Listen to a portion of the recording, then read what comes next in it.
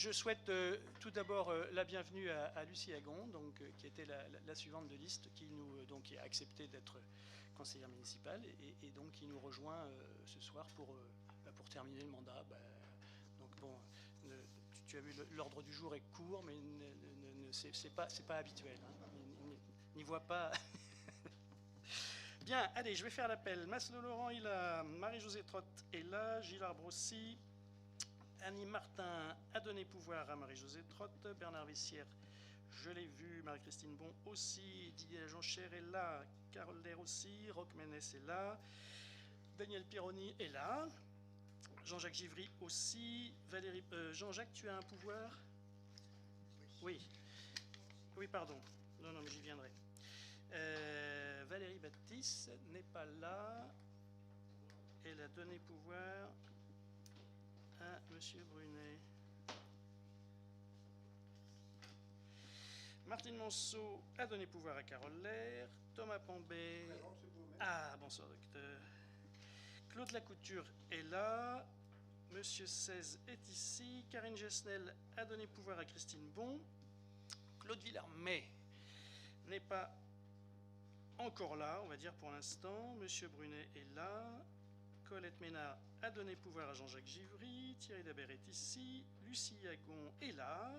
René Jean Bègue, monsieur Bègue, on le considère retardataire. Monique Lefort a donné pouvoir à Martine Duchesne. Jacques Dautray est ici. Jacques Elbarret est ici. Éric Igli aussi.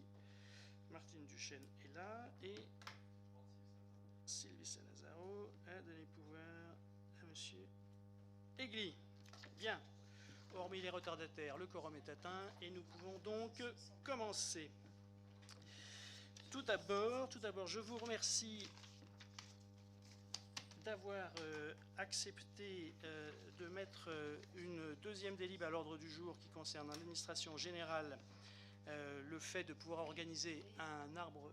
Oui. Secrétaire de séance. Oh, ben oui, évidemment, puisque Lucie. Madame Baptiste est absente. Alors, Lucie, est-ce que tu es d'accord pour être notre secrétaire de séance?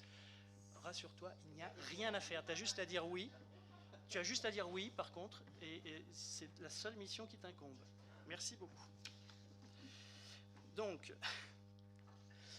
c'est moi qui vais rapporter cette action sociale en faveur des agents carte cadeau de Noël. Alors, comme on ne vous l'a pas passé dans les temps impartis, et qu'on n'a pas de vidéoprojecteur, je vais donc vous la lire.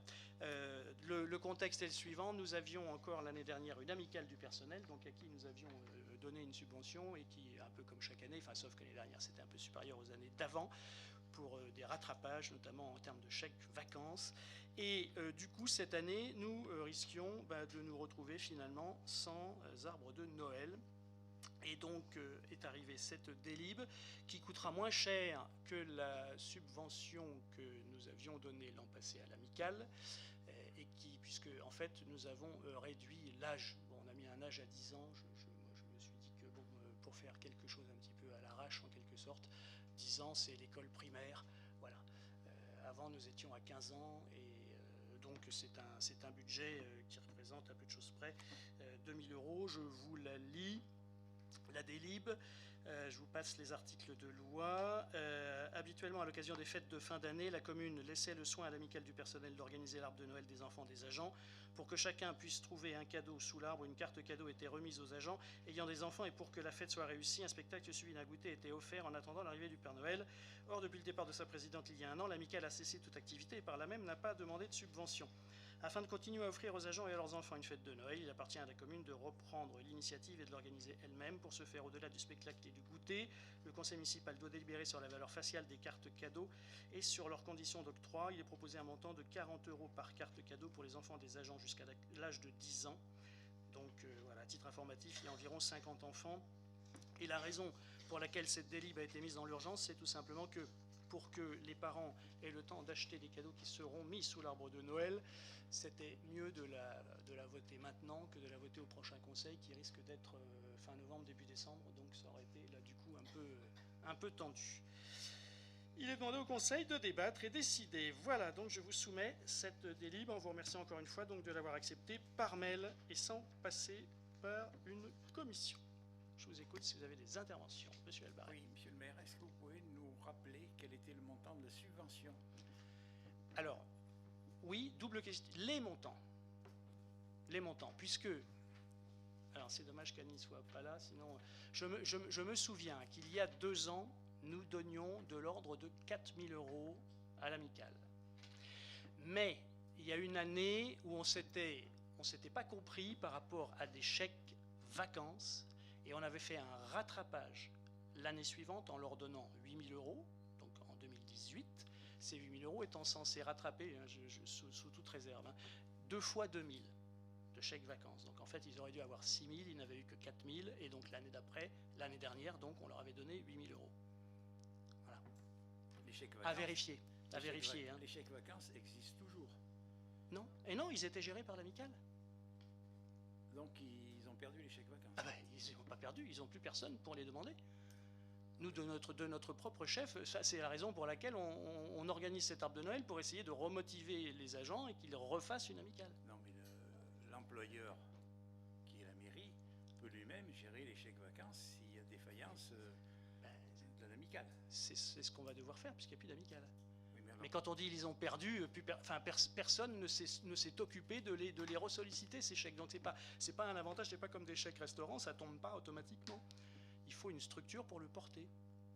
Mais l'employeur, c'est l'employeur qui les porte. Oui, je sais pas, vous êtes chef d'entreprise. Non, mais oui, non, c'est les chèques vacances, monsieur Elbarret, c'est pour les entreprises de plus de 20. Pardon? C'est pour les entreprises de plus de 20, les chèques vacances. Oui, non, mais d'accord. Il faut un comité d'entreprise. Je sais pas combien vous êtes salarié, mais quand vous êtes chef d'entreprise, je vous le disais, je vous le dis, mais bon, si vous êtes moins de 20, effectivement, vous n'avez pas. Mais sinon, l'employeur peut porter lui-même. Donc pourquoi on ne vote pas aujourd'hui pour mettre en place ces chèques vacances?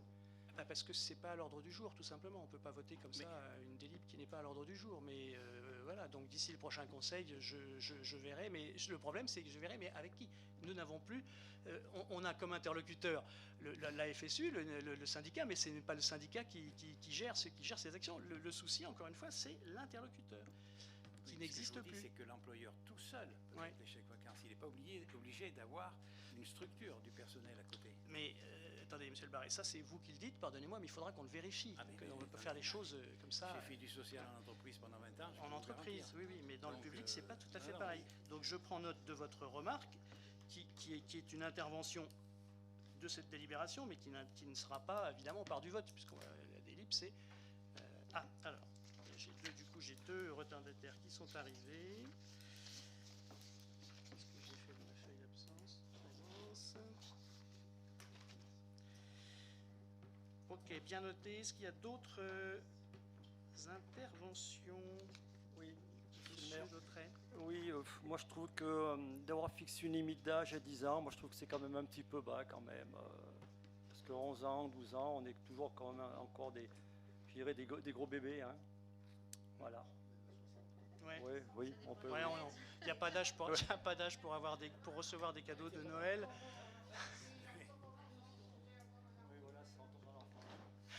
On pourrait aussi mettre 18 ans, la majorité, 16 ans, l'âge du permis accompagné. Oui, bon. 14 ans. Oui. Bon. Mais là, encore une fois, voilà, il a fallu qu'on se substitue un peu au dernier moment à une structure qui n'existe plus, et on essaye de sauver non pas les meubles, mais de sauver les cadeaux des plus petits, on va dire. Bon, mais après, je pense qu'il n'y a pas beaucoup d'enfants de 10 ans qui croient encore au Père Noël entre nous. Hein. Alors, je ne sais pas quel est l'âge statistique auquel on n'y croit plus, mais... Bien.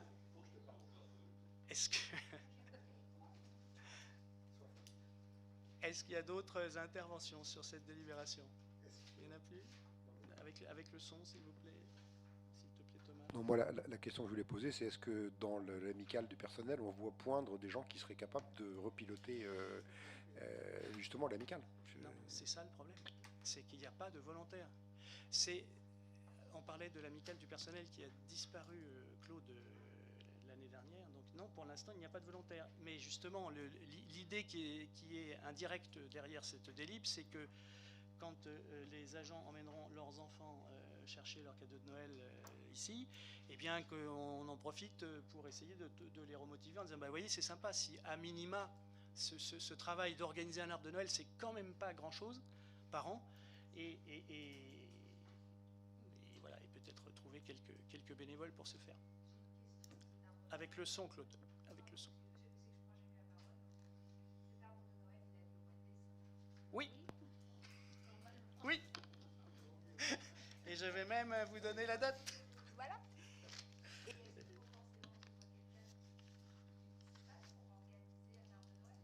Mais non, mais de ce fait, alors si tu veux mettre une barbe et faire la mère Noël, mais j'ai bien pris note, Claude, l'arbre de Noël, il aura flûte. Ah ben, j'ai noté la date, je crois que c'est le, je suis pas sûr, mais il me semble que c'est le 13 décembre.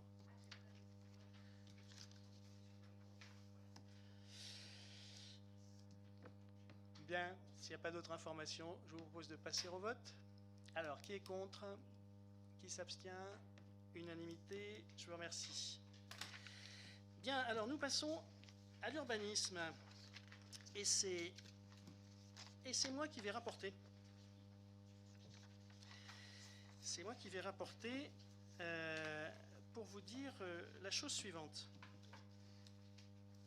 Au dernier conseil municipal, Monsieur Egli, je demanderai d'être bien attentif s'il vous plaît, parce que c'est surtout à vous que va s'adresser mon intervention. Lors du dernier conseil municipal, nous avons proposé une délib qui était tellement anodine que vraiment, moi je ne l'avais pas lu très clairement, hein, parce que la désaffectation d'un talus municipal à la demande d'un habitant pour l'entretenir, je l'avais donc survolé, et puis ma foi Bernard devait être distrait à ce moment-là, et donc Monsieur Egli, vous nous avez demandé de retirer cette délibération.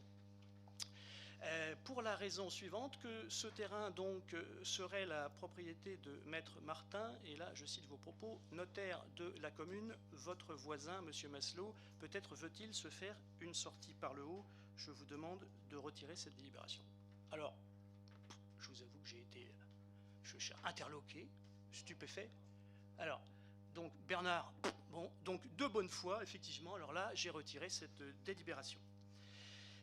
Et alors, en fait, il s'avère que ce terrain n'est pas à Maître Martin, que Maître Martin est un des notaires de la commune, qu'il est certes mon voisin, et qu'il est aussi et surtout un serratois comme les autres, qu'il a droit d'avoir des terrains à Serrat, qu'il n'en fait pas commerce, et qu'il n'est pas adjoint à l'urbanisme, et que, donc, du coup, vos propos auraient pu faire croire à une sorte de favoritisme, voire de clientélisme de notre part.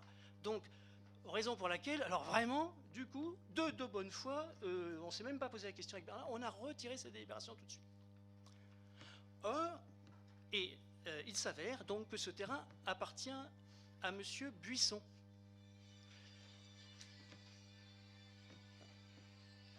J'ai même des accompagnements musicaux maintenant quand j'interviens. Ce terrain appartient à Monsieur Buisson, et Monsieur Egli, vous étiez donc au dire de conversations que nos services ont eues avec Monsieur Buisson et avec son voisin Monsieur Mérès. Monsieur Egli, vous étiez parfaitement au courant de ce dossier puisque vous l'avez discuté avec lui. Alors, là, j'avoue que j'ai un petit peu de mal à comprendre quel jeu vous jouez concernant cette délib, Monsieur Egli, puisque, donc en fait, le terrain n'appartenait pas à Maître Martin, qui attend d'ailleurs votre appel pour obtenir des explications, puisque vous vous connaissez a priori, donc il attend votre appel. Non, mais je vous transmets sa demande.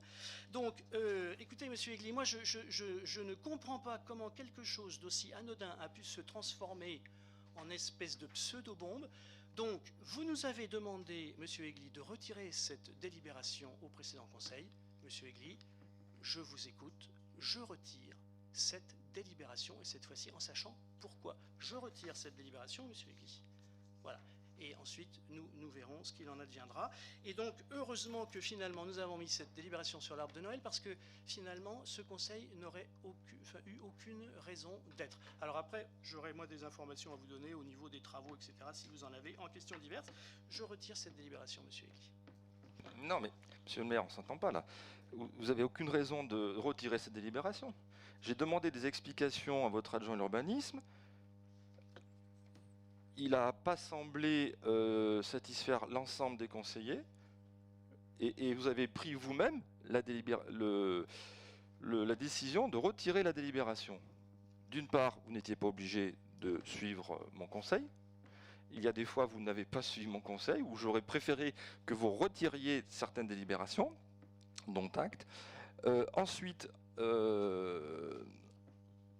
avez raison, et je vous prie de m'excuser sur le malentendu. Monsieur Buisson, en effet, c'est la parcelle numéro 255-256. Il entretient, là où il y a la croix, le bout de terrain, le bout de talus qui est vraiment en pente au-dessus de son terrain pour le compte de la commune depuis de nombreuses années. Il souhaite l'acheter, c'est son droit. La commune n'aura pas à l'entretenir par le futur, et c'est très bien ainsi. Moi, j'ai simplement posé la question sur la parcelle 82, où pour l'instant il n'y a pas de maison. L'accès, je ne sais pas si vous avez été sur place, mais l'accès se fera par le haut. Il y a un tout petit chemin le long du trait noir. Est-il communal ou pas? Ça reste à vérifier. Et l'accès de ce terrain, quel que soit le propriétaire, est-ce qu'il y a un accès qui sera suffisant ou pas? C'est un peu étroit. Moi, j'ai été voir sur place. Moi, mes questions la dernière fois, au dernier conseil, c'était pour savoir si ce terrain était vendu ou pas. Enfin, pour savoir réellement à qui était vendu le terrain. Donc, vous me précisez que c'est à M. Buisson. Donc, moi, il n'y a pas de souci par rapport à ça. Après, c'est un problème d'accès pour le terrain du haut. Parce que par le terrain du bas, il n'y a pas d'accès. Non mais monsieur Egli, Voilà, vous n'allez pas nous redonner un cours d'urbanisme comme la dernière fois. Vous avez C'est pas un cours d'urbanisme, ce sont des questions. Vous êtes questions. au courant de ce dossier depuis plusieurs mois. Vous savez pertinemment que cette parcelle appartient à monsieur Buisson. Et vous nous avez demandé la dernière fois, en sous-entendant quelle était la propriété d'un de mes voisins, de la retirer. Donc monsieur Egli, je vous écoute, je la retire. Nous allons étudier le dossier de beaucoup plus près, plutôt que de voter des choses comme ça dans l'urgence. Donc je retire cette délibération. C'est dans mes pouvoirs de maire. Voilà. Et donc heureusement que nous avons voté l'arbre de Noël, sinon monsieur Egli, grâce à vous, nous aurions réuni ce conseil pour rien. Donc maintenant, oui, je vous écoute, monsieur Brunet. Je voudrais poser une petite question à Bernard. Enfin, pas lui poser une question, mais évoquer juste. Alors je rebondis plus ou moins sur ce que vient de dire monsieur Egli. Le terrain, quand on remettait un truc qui avait posé discussion, etc. Bon, j'ai été effectivement, moi aussi, j'ai été faire un petit tour sur place et je me suis posé la question de ce terrain numéro 82, dans lequel il y a une servitude, puisqu'il y a une canalisation qui passe dedans. Et ma question, ce terrain qui appartient à une personne qui s'appelle, alors j'ai oublié mes lunettes, une personne qui habite à Royan, est-ce que cette personne-là est au courant de la demande potentielle d'achat, même si on n'est pas encore en train de voter le fait que la commune vende ou pas le bout de terrain à M. Buisson? Est-ce que cette personne-là est au courant de cette tentative? Et est-ce qu'elle est d'accord? Est-ce qu'il ne faudrait pas lui faire signer un papier comme quoi elle est parfaitement consciente de ce qu'il y a une discussion, etc., et qu'elle ne souhaite pas acquérir ce bout de terrain non plus? Alors soit en indivision avec M. Buisson, parce que sinon son terrain, qui est constructible, va se retrouver enclavé et il va se retrouver blousé. Donc, est-ce qu'il ne faut pas réunir les deux protagonistes potentiels avant qu'ils se fâchent pour des conneries, hein, parce qu'il n'y a pas grand-chose en mètre carré, et que ces gens-là, soit d'un commun accord disent on l'achète en indivision, peu importe, enfin je ne sais pas ce qu'on peut imaginer, mais ça c'est ton boulot, hein, Bernard, soit que la personne là, qui habite Royan dise ben, moi de toute façon ce truc-là ça ne m'intéresse pas, et je signe comme quoi j'ai bien pris note de ce que il y avait une vente potentielle et que je ne cherche pas à y participer. C'est juste pour que les choses soient un peu plus carrées.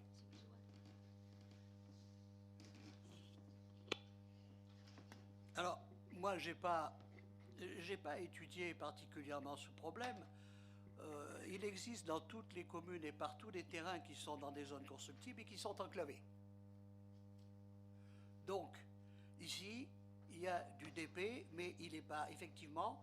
Est-ce qu'il faudra créer éventuellement à l'intérieur du DP une servitude de passage pour éventuellement, s'il le faut, désenclaver pour partie la parcelle 82? C'est toujours possible légalement. Hein. Le Code civil est extrêmement précis. On peut désenclaver une parcelle aussi bien pour la construire que pour faire autre chose, pour aller du plus court au moins dommageable par rapport à la voie publique.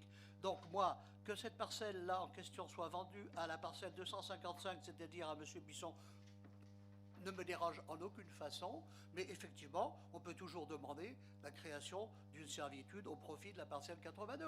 Bon, mais ça, pour l'instant, j'allais dire que c'est des problèmes de droit privé entre deux propriétaires privés, le propriétaire de la 82 et le propriétaire de la 255. Ils ont une issue tous les deux sur le DP, donc c'est leur problème à résoudre entre eux. Moi, je ne veux pas intervenir pour le moment. Sauf que le bout de terrain qui serait en vente, c'est un terrain qui appartient à la commune. Donc, comme tu as l'habitude de faire les choses bien, ça serait pas mal de faire en sorte que les deux parties potentiellement en cause, ou je ne sais pas comment dire, soient finalement bien d'accord sur le fait que la décision qui sera prise soit la bonne.